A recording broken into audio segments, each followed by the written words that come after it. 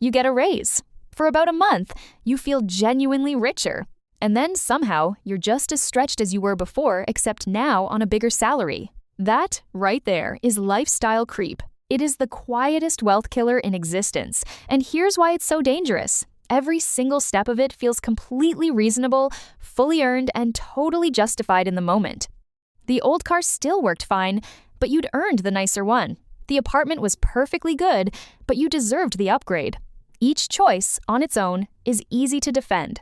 The pattern over time is fatal. Here's the exact mechanism of the trap. Your expenses quietly rise to match your new income, so your savings rate never actually improves at all.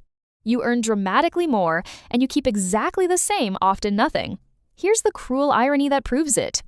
A woman earning $60,000 who saves 20% is building more real wealth than a woman earning $200,000 who saves nothing at all. The bigger paycheck can hide the emptier future. So the goal here is absolutely not to never enjoy your raises. Deprivation is not the point, and it never works long-term anyway. The goal is to keep a gap between earning and spending, and to widen it every time you earn more. And here is the single rule that beats lifestyle creep for good. Every single time your income rises, you split that raise deliberately before you ever have a chance to get used to the full amount. It's called the 50/50 raise rule.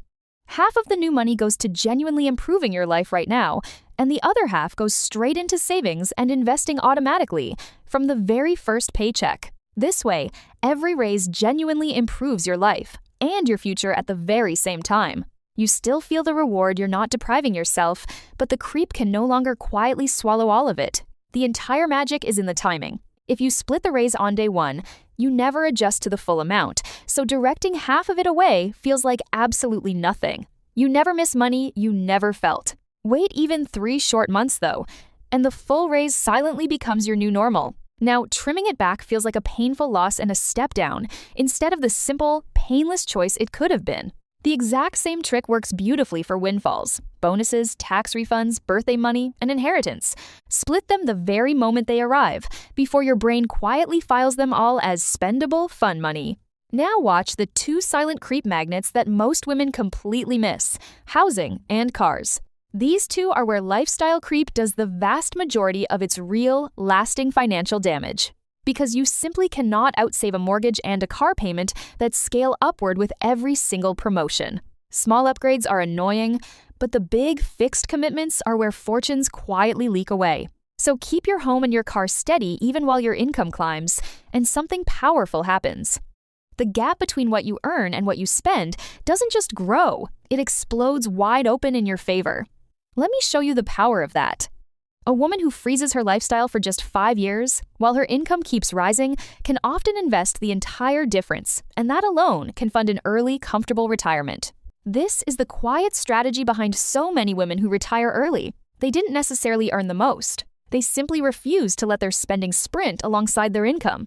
They kept the gap, and the gap set them free. Lifestyle creep is never beaten by earning less or by living a miserable, joyless life. It's beaten by one calm decision, made in advance, deciding exactly where each new dollar goes before it ever arrives.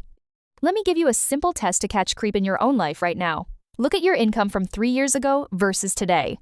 If it rose but your savings didn't, creep has been quietly eating the entire difference. If that's you, please don't feel ashamed. This happens to nearly everyone, including very high earners, because it's the natural default. Creep is what happens when you make no decision at all. Awareness alone starts to reverse it. Now here's a gentle way to enjoy your money without guilt. Pick just 1 or 2 upgrades that genuinely bring you joy and go all in on those. Then keep everything else deliberately, happily boring. Research on happiness backs this up completely. Spreading money thinly across many small upgrades barely moves your happiness at all. Concentrating it on a few things you truly love brings far more lasting joy.